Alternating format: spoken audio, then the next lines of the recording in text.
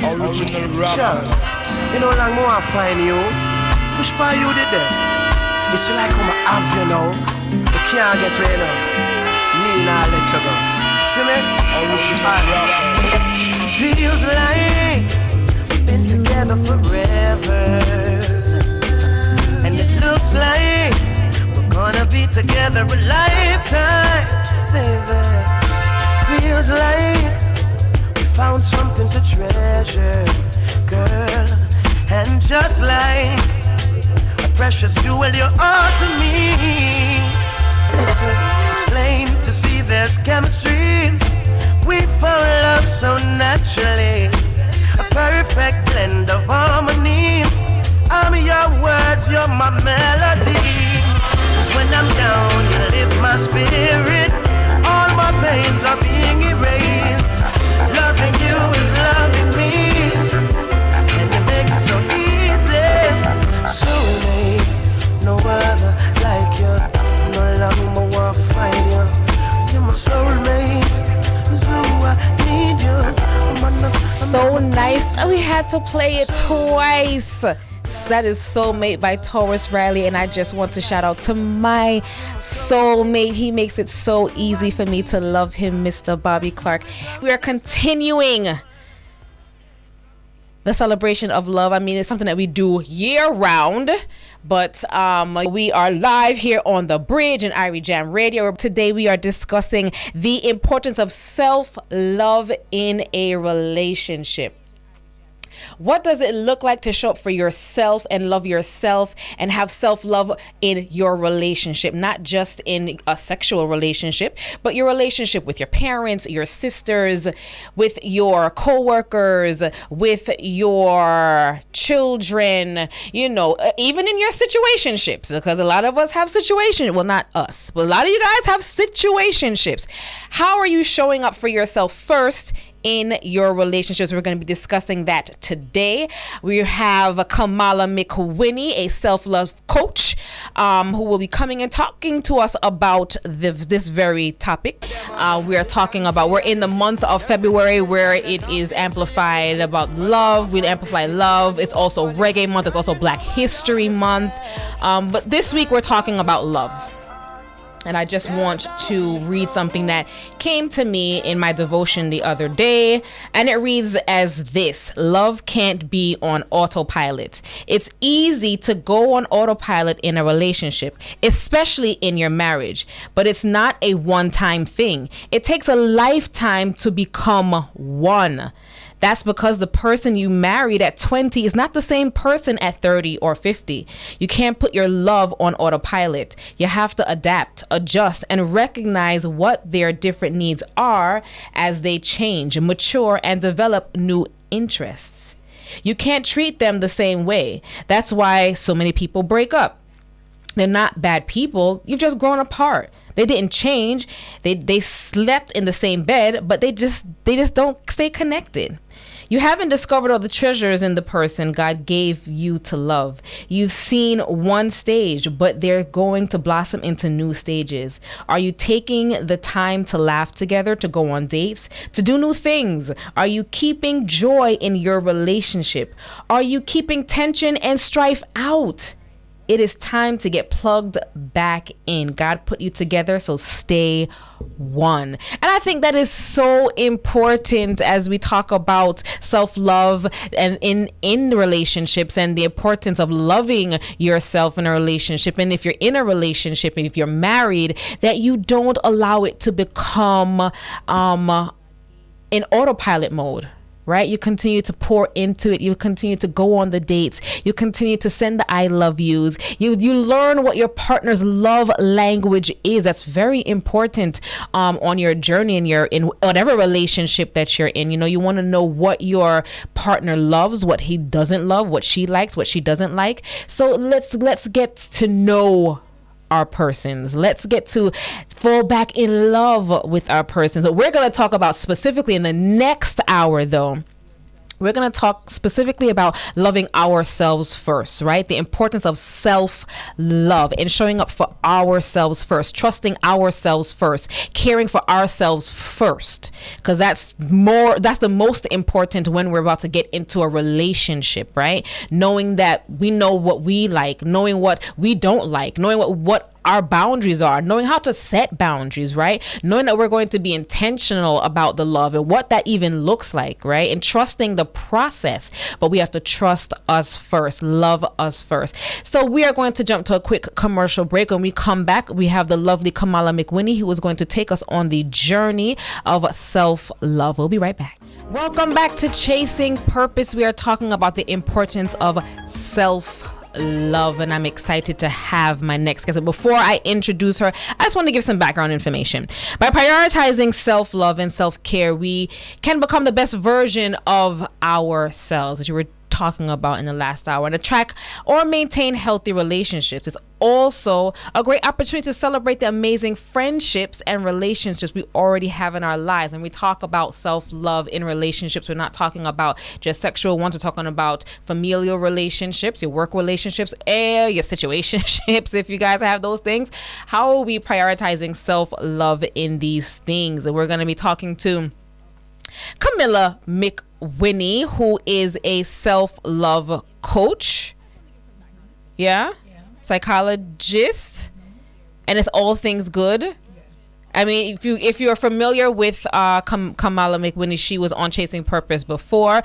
Look up all of our shows, guys. We're on YouTube, Chasing Purpose with Cynthia Shea Clark. But her last show, we also talk about love as well, because love is important. It's not just something we should be talking about on Love Day or in the Love Month, but something that we need to be doing 365. Camilla, welcome to Chasing Purpose. Thank you, Sin. It's awesome to be back with you and your lovely listeners as well. Thank you. All right. So we're talking about self-love and the importance of that, right? What that even looks like. And as a self-love coach, talk to us about what that looks like. What is self-love, first and foremost, for those who may not know, right? Yeah. So self-love speaks to the kind of relationship that we have with ourselves. And I like to invite people to think about literally being in a relationship with you, because oftentimes once we hear relationship, we're thinking about Valentine's, we're thinking about love, like romantic love, we're thinking about a boo or a bae. But I want us to think about how we relate to ourselves, how we treat ourselves, like some of the things that you would do for the usual romantic relationship. Are you doing that for you? Would you do that for you?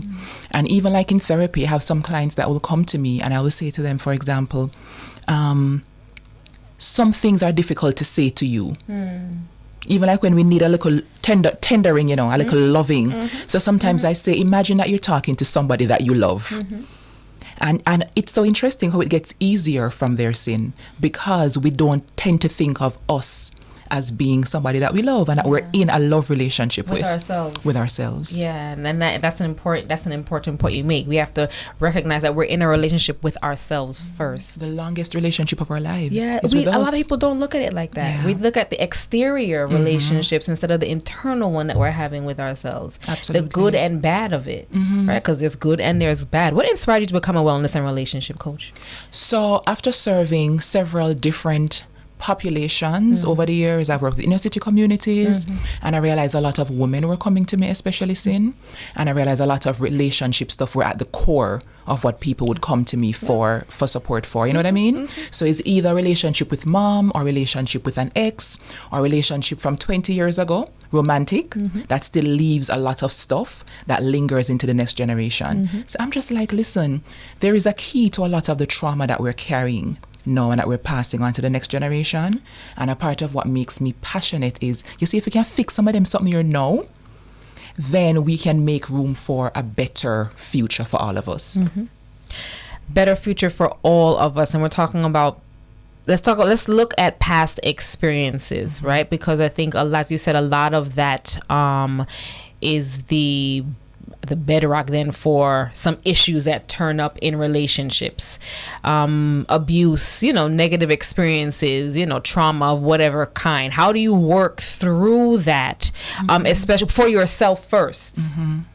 before you go into a relationship. And if you're already in a relationship and you realize you love this person, you want to be with this person, but there are things that maybe the person triggers for you. How do you work with, or what language would you arm somebody with? Oh, absolutely. I love that question. Sometimes people also ask me, do I have to get my stuff sorted first before I can be with somebody? And my answer is not necessarily. Okay. But you have some walipa but now saying. So number one, you mentioned a very important word, which is trigger. So if it is that the person that you're in a relationship space with is triggering you significantly and often, then chances are it may be too much work for you to be unpacking your stuff, healing from your trauma, as well as responding to those triggers. Because when we're triggered, we don't show up as our full selves. We're showing up as a part of us that needs to defend and protect. And oftentimes sin that can be harmful for somebody else. Yes. Because if me feel like you keep on a joke me in my eye, me go thump you in yours. Whether that's verbally, emotionally, whether cheat for cheat or whatever the situation might be. So if it is that we are able to work through our stuff and manage the triggers in a way that's not going to set us back and cause us too much emotional labor, I can say, sure, be with boo, be with bae. And another but is if that person that you're in relationship with is also supportive of your journey and if them have some self-awareness too. Would you advise someone who's getting into a relationship, he or her sees someone that they love, or like rather, because you like first, or you're attracted first, but they know that they have some things that they need to work through, right? But they want to pursue this. Would you advise they be upfront and say, look, I've been... I've had this issue before, whether it be whatever trauma it was. Would you suggest them opening up about it or kind of keeping it to themselves? I would say we have to assess the situation for safety. So I would say self-revelation is important for relationships, for building intimacy. And also it's something that we need to hold our partners or our loved ones accountable for also doing themselves. Like, what you know about yourself? Like, where are you coming from? What are you still carrying? So if we're able to find a space where I can do that and you can do that and there's no judgment and there's even support for each other on the journey, then that's top notch. But sometimes we don't have that. So I would say don't jump in and reveal all of what your therapist said. Okay. Like you just meet them at the supermarket and you're telling them all your past trauma. It's not ideal. Let's wait a minute. Phase the approach. You know what I mean? Let's go easy and let's kind of assess, is this person someone who you can trust? Yeah. Do you think this person will get it? And is this person worth this investment of intimacy building and therefore exposure of self at this stage in the relationship? So I would say generally, we need to have these convos earlier than we tend to have them in. We need to be talking about like your cologne. Have you ever been to therapy? Like we need to be like reorienting our dating, right? Yes. But then in terms of I love that, like reorienting our dating. I love that. Yeah, because sometimes we see it as put on the best version of yourself, put on your corset and your waist trainer and 50 pound of makeup to look your best. But we're almost always hiding a part of us. Yeah. Oh yeah. Oh, for sure. Until boom now, 9 months in, we can't hide anymore because it's humanly, almost impossible. So I will say phased approach, and then remember too that not because you are on this journey automatically means that this person is going to be the one for you. Right. It still could just be that, listen, go and work on you while they whatever. So we need to realize that being the best version of ourselves doesn't make us a best fit for everyone. Yes. Being the best version of ourselves doesn't make us the best fit for everyone, and we need to identify that. Some of us stay in relationships way too long and then it's time has come and gone and you yourself have grown but the person hasn't. You've worked through your issue but the person hasn't. So the conversation of we get through the first few dates, we're probably at the 3-month mark and it's just like, well, what's happening for you? Yeah. Behind all of what you just said, the makeup and all that stuff, what's happening up here? Yeah. Are you okay up here and in here? Exactly. When I say, and if you're not looking at the app, I'm sorry, I'm pointing to my head and my heart.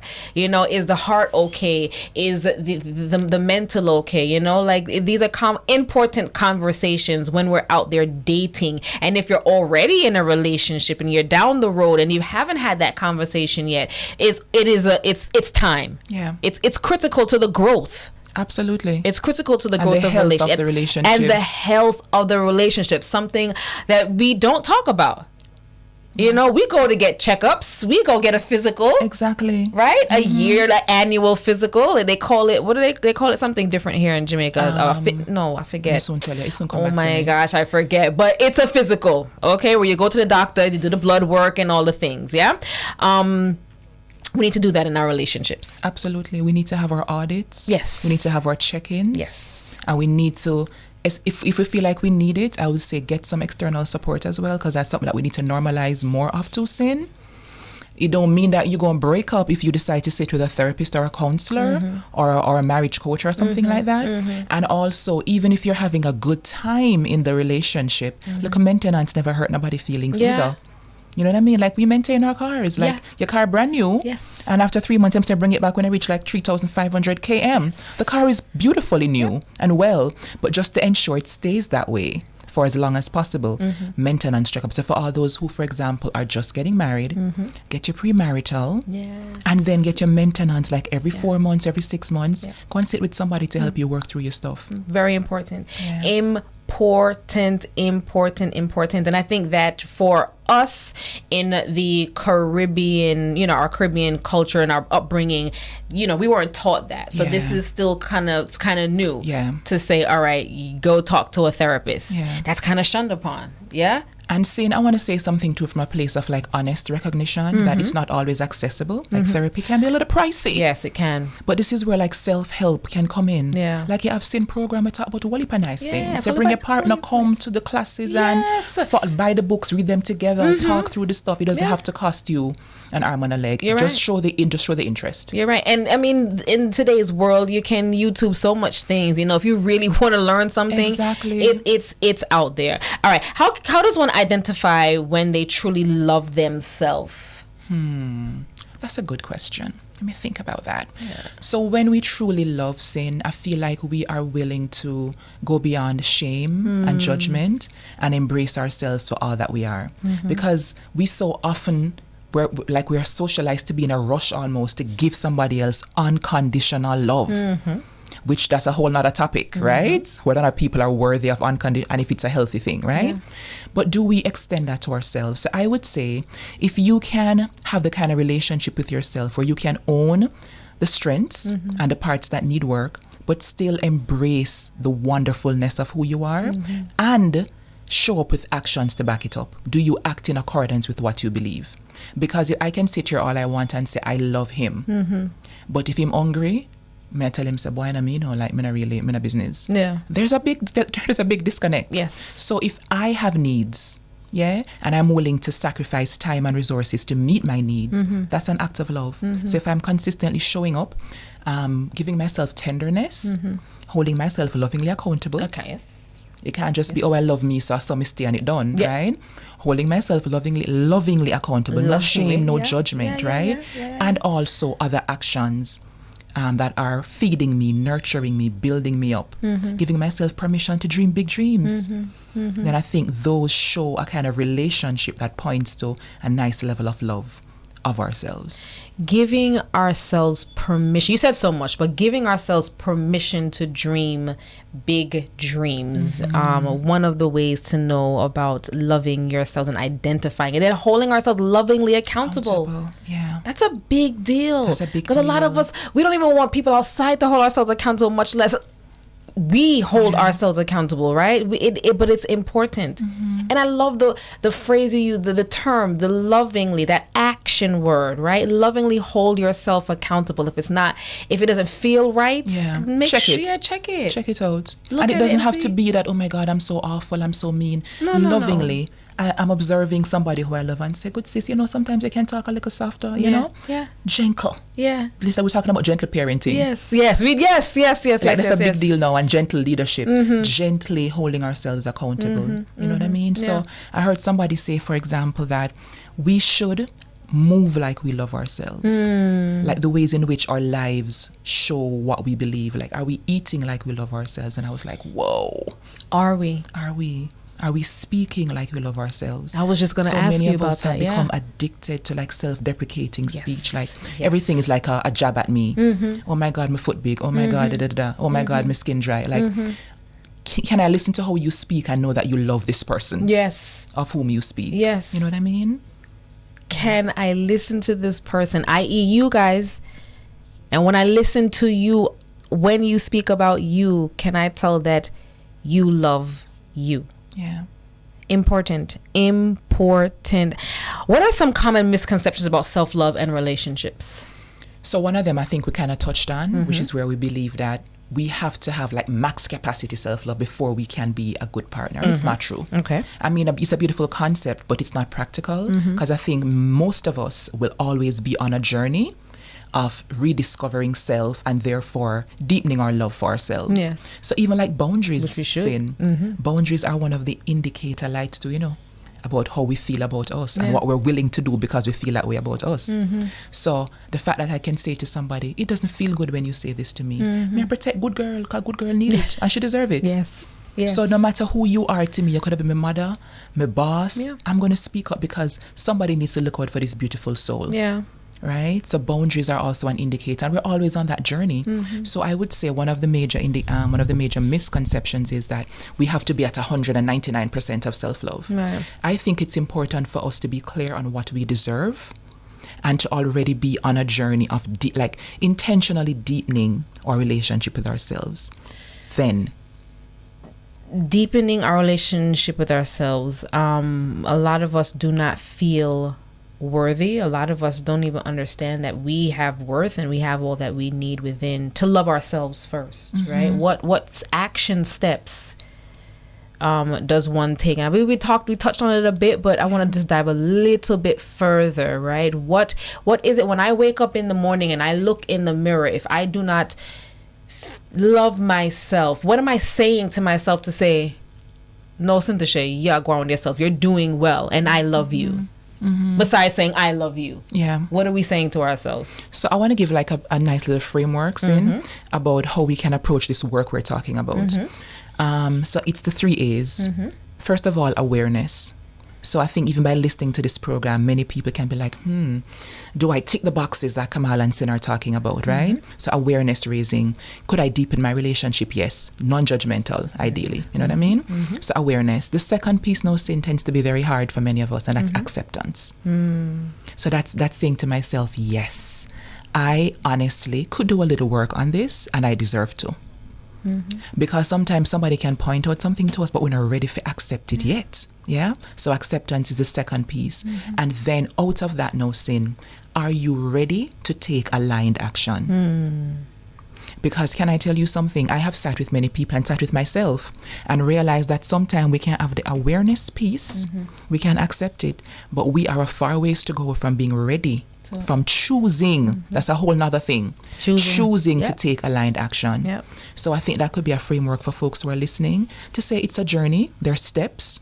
Let me get I'm here on the journey, identifying where we are, and then becoming curious enough to unpack where this come from. What would hold us back from accepting?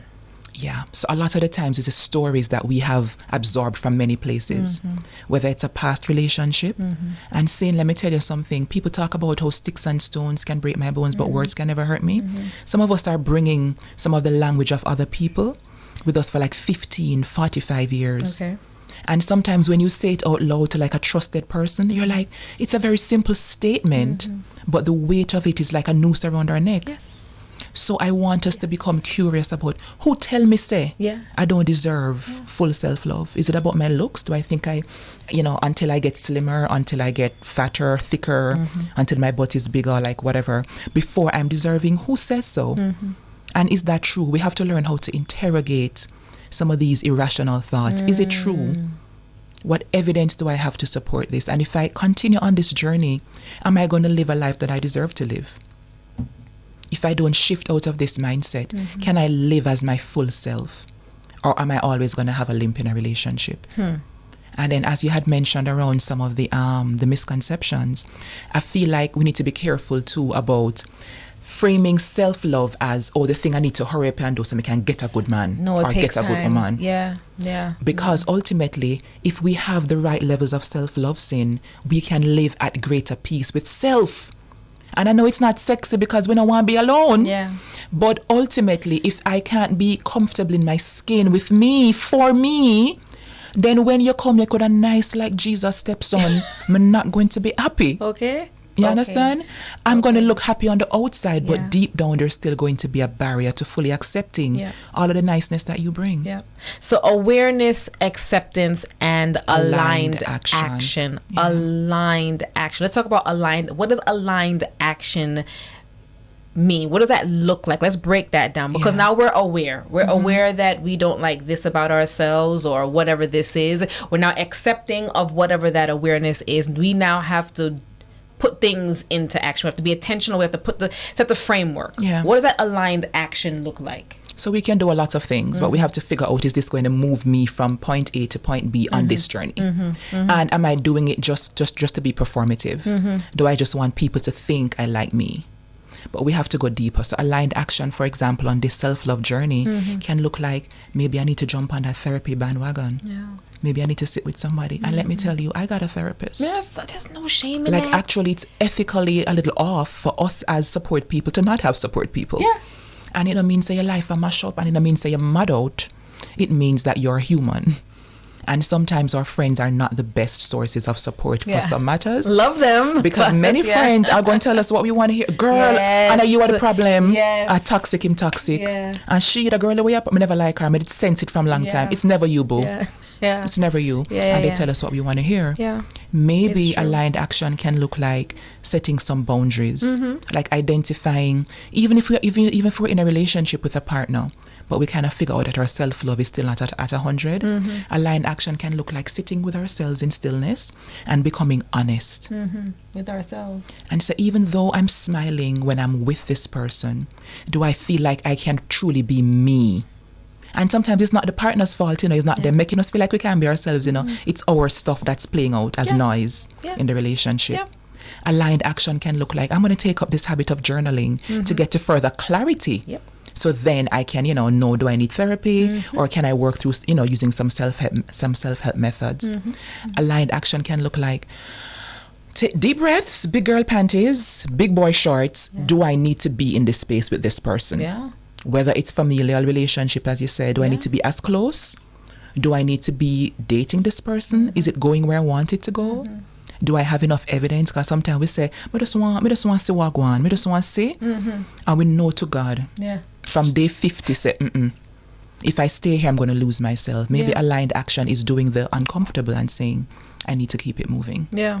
Yeah. And it looks hard for some people because they feel like, oh my God, if I leave, I'm going to be this or less than or whatever. But I want to tell you, if you continue to stay there, you're losing more of yourself. Yeah. So the question is, how much more of you are you willing to lose? Yeah. Do you We're gonna deserve jump. it? We're gonna jump to a quick. And do you deserve it? Yeah.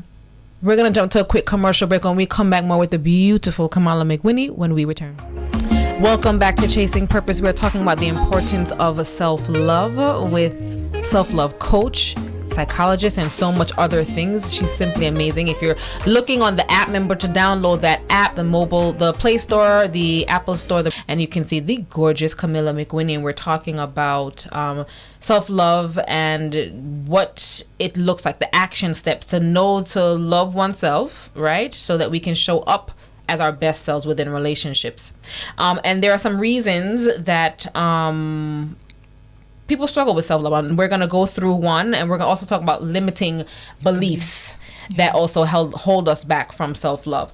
Social and cultural influences. Society and cultural norms can contribute to unrealistic expectations and standards, leading individuals to compare themselves and others to feel inadequate. Society, marketing, and all these things would have us, social media would have us to believe that present day we need to have a augmented body. We need to be doing the most when it comes on to just everything about our looks, Everything. right? And it leads us down this rabbit hole of, but wait a minute, I'm not accepting of myself. Yeah. Right. Let's talk about that and how we can move away from the societal norms or the box box that they've placed us in that pertains to self-love. And let me tell you, I heard somebody say that one of the most radical acts is to reject the societal norms. And I was like, can you imagine living in a world where just to accept yourself is like a radical act of defiance? Can you imagine? But it's true. But it's the fact. It's true. Yeah. Limiting beliefs, sin. I sat with a group of corporate folks one time and we were talking about that very topic. And one person shared that their limiting belief is, listen, the way how my body set up, this a body can't go beach.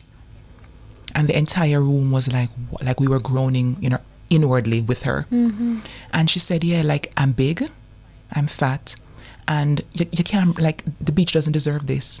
And I was like, can you imagine the Creator made the beautiful beaches of the world, and you have, out of your limiting belief, seen yourself as unworthy of having this experience. Not only did he create the beautiful beaches, he created the beautiful you. I'm saying, with so much value and purpose, innately, right? Innately. Exactly.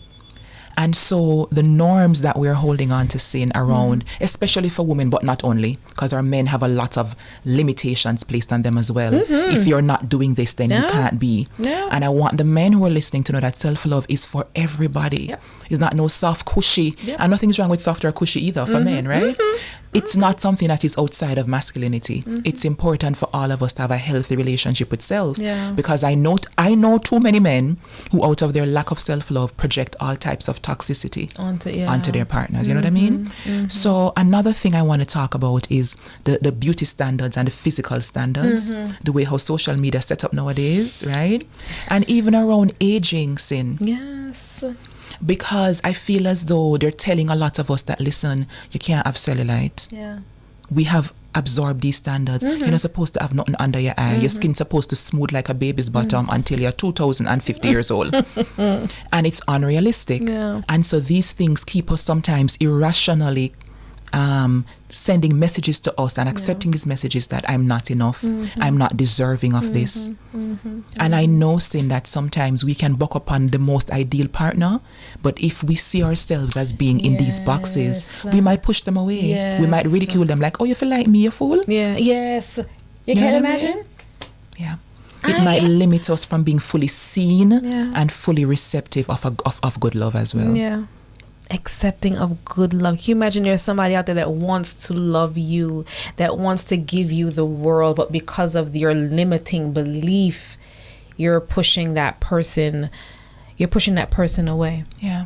And you touched on a very good point. There are men out there that the self-love is for everybody. It is not just something for the gender of female, but it's for everybody. And there are a lot of men out there that probably would think that talking about self-love, what? Yeah. Yeah. Can you imagine you two men sitting down talking about self-love? They probably would feel like, it's just that's enough for think that. Yeah. When in essence, because you too need to show up for yourself in a relationship. And some men are out there settling as well too, sin. Oh, good God. Absolutely. Exactly, because you feel like, well, she nice and she look good, or whoever your partner is, so how can I say no, even though I don't feel like myself and I don't feel just all the pressure of how it looks, and then also feeling as though, well, if that person choose me as a man, then who am I to say no, even though you feel like this is not it. Yeah. So when we're not in that place, it can lead us to make so many harmful decisions. Let's talk about the stay on the topic of men and self-love. Is the language or the action work or the framework different from a man versus a woman as far as pouring into themselves and understanding and identifying that acceptance and the awareness and the aligned action? So I think the framework is the same, but of course, because of societal norms, we always want to be gender responsive. Like the actions may look different, but it needs to be coming from the same place. You know what I mean? So the same thing, are we moving like we love ourselves? Yeah. Are we speaking?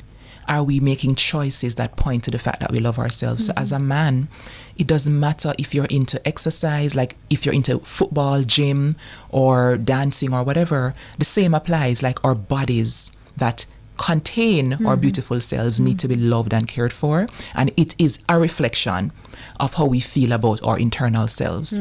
So it's the same foundation, and it's still a very crucial element of relationships. Let's talk about parents, right? Because a lot of seeds are planted. We know we talk about societal boxes, so on and so forth. A lot of seeds are planted from we're young. Parents will say, boy, you jokingly, you know, Yes. you get big, or your complexion this, or you're this, or you're that, or you're full. These things, these are words that we may say, parents may say in jest, but they're really planting a seed. So our parents out there, let's talk about them and the words that they need to be speaking into their children, so their children understand that they need to love themselves first. Yeah. Before even going to get a friendship in school. Yeah. You know, these are things that we were not taught. Our generation just wasn't. We weren't taught. Absolutely. And I'm sure our parents' generation, they had no idea, even less. What? Yeah. So what framework or what words or language would we talk to our parents about? So our parents Or parents right now. Yeah, those of you who are parents of, in whatever ways, capacity, right? correct. Yeah. So seeing the reality is that the responsibility is a big one. We can't escape it, and we're here to support, because I'm not a parent, but I'm here to support, right? But the fact of the matter is that we pass on what we got unless we make a decision. Yes. So especially for the parents, it's important for you to realize with awareness where you are on the self-love journey, what you got from your parents too. That kind of intergenerational reflection is so crucial. Like, what was I raised on? And how is it playing out for me? And am I likely to pass this on to the next generation? Yeah, important. And then out of how I was parented, what I saw in terms of like what a marriage looks like, what a single parent supposed to, like how the framework go, we make choices now in terms of choosing partners and then that has significant implications for the life of our children, the lives of our children. So I think it's important to sit in even greater reflection as a parent that, look here, you know, say I'm like a gateway to the future. Yes. So in terms of how I'm parenting, is it what I wanted for myself? And even if it was, is it healthy? Is it going to serve this child well? Yes. So some simple tools for parents nowadays, Sin, is be careful to help your children to realize the difference between doing something bad and being bad. Yes. Because doing we place something. we place this label of your bad pitney or, you know, good for nothing. We place these labels on these children, not realizing that the more that you say that, they're going to be like, well, maybe I am bad. Exactly. Maybe I'm going to show up and do bad things because my mom said I'm bad. Yeah. Mom or dad said I'm bad. Yeah. So even the language of saying, I feel bad about what you did, as opposed to you always bring shame upon we. Yeah. You never bring no, and you always. I had one parent come to me and tell me that she could not think of one good thing about her child. No. One. And it's a good thing that I tend to sit with the parents separately, because the child could have been just like re-traumatized. So it's important That's to also... That's a lot of stuff within the mom, though. She has a lot of work to do within herself, because that child has nothing to do with it, whatever that is. Yeah. Wow. And another thing that a lot of us got from our generation too is that, the pitney them know already. Them know semi love them know semi proud of them. How them know? No. Let's hold ourselves accountable, Sin, to going a little bit further and telling, even if it feel awkward, touch them on their shoulder and say, it look nice, you did a good job. Yeah.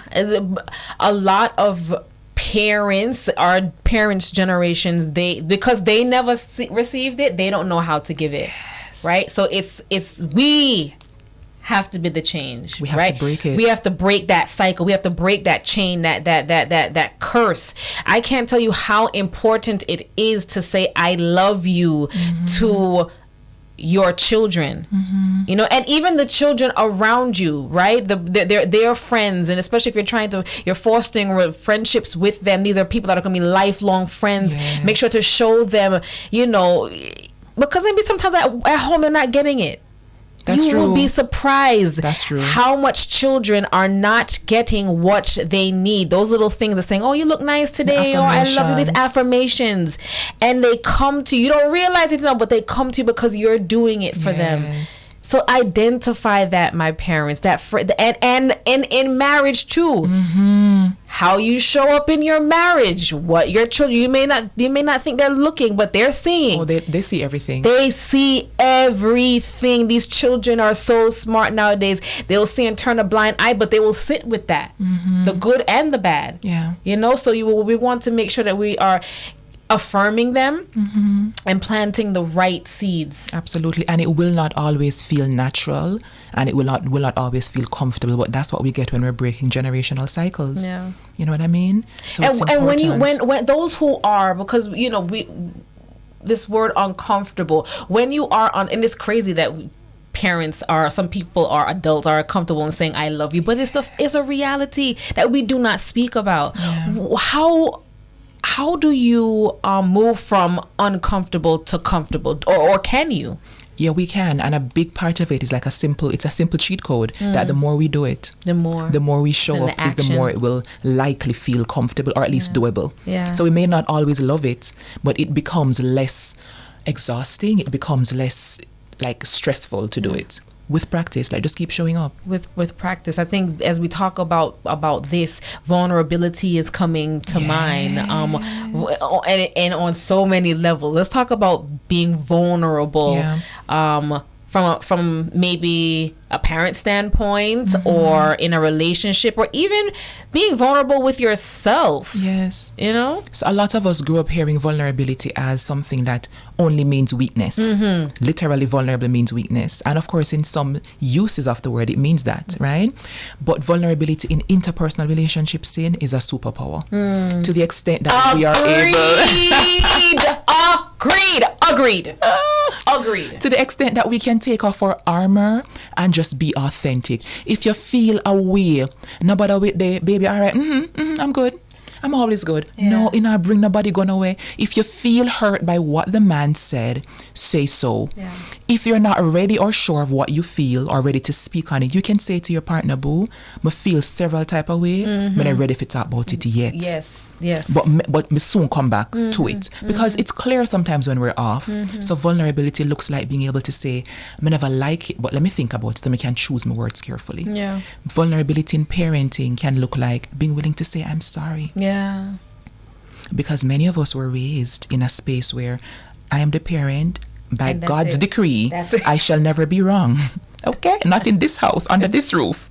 I am always on the right. Yeah. Being able to say, I'm sorry. Yeah. I have a little godson, and recently he was with me while I was talking to my father.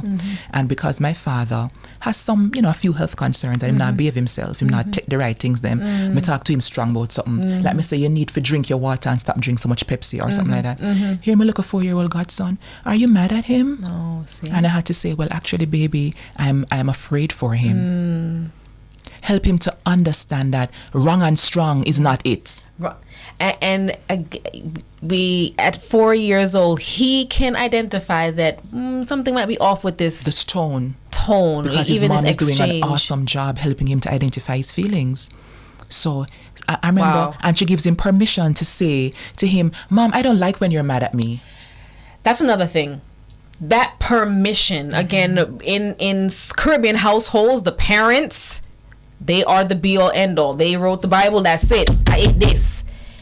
But we do need to give our children the permission to express themselves. Yes. And of course, with boundaries. Of course. Parents almost always ready to attack me when I say permission to express.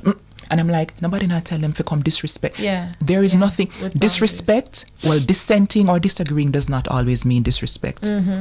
And a child can say, Mom, I did not like this, without that. That's not disrespectful. They never like it. No. They're persons too. They're people too. Yes. You know what I mean? Yes. And another important thing to say, which ties into the whole trauma cycle, is giving children permission to actually have some autonomy over their bodies. Because a part of our culture too is that we almost take it personally as parents when, for example, your child don't want to hug Uncle Peter. Or sit down in Uncle Peter lap, or have Aunt Mary kissing him up and squeezing up all parts of his body. Yeah. And sometimes children have that internal sense that this person doesn't feel Something's safe for me. Correct. Man, that's a whole other show. Come on, that's a whole other show, because we're not realizing, because we're thinking, they're children. No, what am I talking about? But yeah, they have this innate feeling that something's not right with Uncle Johnny or Auntie Mary. I don't feel quite comfortable. So Mom, let me give these children the permission. The autonomy over their bodies. Yeah. will be amazing. And let them guide you sometimes too, parents. Let the children, again, as Kamala said, within boundaries. Out there, yes, within boundaries, right? But let them guide you. Let them show you some things, because I as a parent of a young child have learned so much in doing just that and giving her permission to say not that. I have a friend who has a 3-year-old, and sometimes he will say, Mom, I don't want to be hugged, and as she push him out of her body, him say he doesn't want a kiss right now. Is that disrespectful? No, because he doesn't want it. No. And if he's able to tell you who he loves and trusts, trust me, he's going to tell somebody, stranger danger. Yeah. In those situations, he's going to be like, yeah, you definitely can't touch me. Don't touch my hair. Don't touch my bottom. Don't touch me. Yes. I don't want to be hugged or squeezed by you, and can keep himself And it's safe. not a sign of disrespect. Exactly. Adults in this space who are rearing children, or godparents, whoever, it's not a sign of disrespect. And I think this is again the retraining, right? The relearning of how to love ourselves, and to teach our children how to love themselves. Yes. Right? Because that's really what the crux of this conversation is about. It's about loving ourselves, showing up for ourselves, trusting ourselves, learning ourselves first, so that we can step out into society and block the noise of society, right? When they're dictating that you should be this size, or you should wear this, or you should do this to your body, or you should speak this way. Parents, this is what we're doing right now. We're teaching our children how to love themselves by showing up for themselves, and in the action of what you're doing in the home. That's it. As we talk about awareness, what was awareness, and what was it? Awareness, acceptance, and aligned action. Parents, what are the things that we're doing in the home that we have to bring awareness to ourselves, and are we accepting of these practices? And also, do we have tolerance? Because sometimes we grew up in a space where we were dark skinned, for example, because in our Caribbean, Afro-descended culture, colorism is unfortunately still a thing. Yeah. So you grew up, you're dark skinned, and you feel as though, well, my daughter escaped and she have little complexion. And then your daughter, 14, 15, 19, 20, whatever, and she's attracted to somebody who's dark skinned, and you're done them entire career. Yeah. We're sending those messages. Yeah. You know what I mean? Yeah. We're sending them. So we have to be mindful of what are we telling them about themselves, because she no white. She might be lighter than good sir. Yeah. But you're telling her that you literally reject anything that doesn't look this way. Yeah. We're passing on self-hatred, and we have to be mindful of that as well. We are passing on self-hatred. Boy, every time Camilla comes on here, boy, acceptance, awareness, acceptance, and aligned action, all of that, everything that we just spoke about, we have to really take a look at those things to see where we show up, and if it is that we have work to do. Yeah, we all have work to do. No, we do. We all until we are in that grave. Yeah, there's always something that we can do, and again, non-judgmentally observing it. Yes. And if you beat up yourself and say, "Oh my God, I'm not there," it's a journey. Yeah, it is a journey. And with that, we're gonna jump to a quick commercial break. When we come back, more about self-love and the importance of self-love with Kamala McWhinney. And we are back. I hope you are being filled as I am about this conversation about self-love in relationships, and not just sexual relationships, but familiar relationships, platonic relationships, your work relationships, as I said, with your children, which are familial. This is a great conversation that we're having with the gorgeous Kamala McWhinney, and we talk about a lot off air, but I'm gonna have Kamala share some advice on ways to find, love, and maintain healthy relationships. Yeah, so the first thing I want to say, especially because this season we call it like singles awareness, right? For those persons who are not in a romantic love space, I want us to be careful of how we're framing that to ourselves as well, because sometimes we can end up having the irrational description in our head like, I am single, i.e. nobody not want me. Nobody not see me, trigger going on my face, I'm not desirable, and that's not true. At all. Sometimes I am not single can mean I'm not going to settle again. I'm going to find a person yet who is worth it for me, and I'm not going to settle. Because I am worthy. And that's something to celebrate if that is so it's important to unpack what singleness means to you. Singleness isn't, it's not a bad word. And many of us see it almost like a scarlet letter. Yeah, and there a lot of people do weaponize it for themselves. And I'm not even saying the external. I'm talking about you yourself. You weaponize it. Yeah. And also, can I just be a little bit shady? Sometimes we're on the social media streets looking at all the things, the reels and and we don't know what's going on behind that. I'm saying it all the time. The cost. Yeah, it might not be anything that needs to be shaded, but we don't know what people are willing to pay for the spaces that they're in. So let's be mindful not to compare and contrast. And if it's affecting you from social media, don't be afraid to unfollow or come off for a little while. Because sometimes, especially during like V-Day season and love month, it can become a lot of noise in our heads as well. It can be. We were talking about, oh my gosh, so many things we were talking about off camera. The singleness piece. We were talking about the singleness piece and what that looks like, and really if it is being if you're single, to look at it as, you know what, you're working on yourself if you need to do that, and you are, and it's okay, and you are worthy and worth it, and the right person is on its way. But as we talk about relationship, if you are in a healthy relationship, how do we maintain and keep the love strong? And that's important too. So I think what's important in those spaces, Sin, is to realize that love is not about what I can get only, it's about what I can give. And there is a very important set of practices that we can tap into. There's one of them that's called emotional attunement, where they talk about if you put like two violins beside each other, you play one, the other one starts to actually vibrate with the same rhythm. And if we can think about spending the time, because it takes time, and being vulnerable enough to get our partners, what does it mean when Sin, furrows her brows? What is it? Understand. Get to know when them. she starts to turn away from me, what does it mean? And to be curious enough to say, babe, let's talk. Like, what's happening here? To hear what need Sin wants to get met, and figure out how can I get this met, even if I don't understand why she need it, why she need the AC to be so low. Understand that she needs it and give it to her, and then my partner does the same for me. If I'm looking out for you and I can trust you to look out for me, then we're gonna have a healthy relationship. But to realize that it's not magical, and every relationship will have conflict and struggle. It's just a matter of, are we repairing it consistently, and are we repairing it well? That's the tune-up, or the physical that we were talking about earlier. Kamala, time is burning. Where can our listeners find you? So they can find me on Instagram at White Lotus Blooms or at lotus.patrice.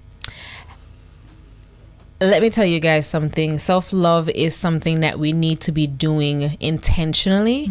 We need to be doing it daily. It is not something to pick up and put down. We need to be actively loving ourselves, actively pouring into ourselves, actively trusting ourselves, and actively holding ourselves accountable, right? If we see something within ourselves, again, it goes back to that acceptance and awareness and aligned action. What are the steps that we need to take to show up for ourselves, love ourselves before we love someone else? With that, I am going to leave you guys. As always, sow seeds others can benefit from. Wishing you love, light, and of course, purpose.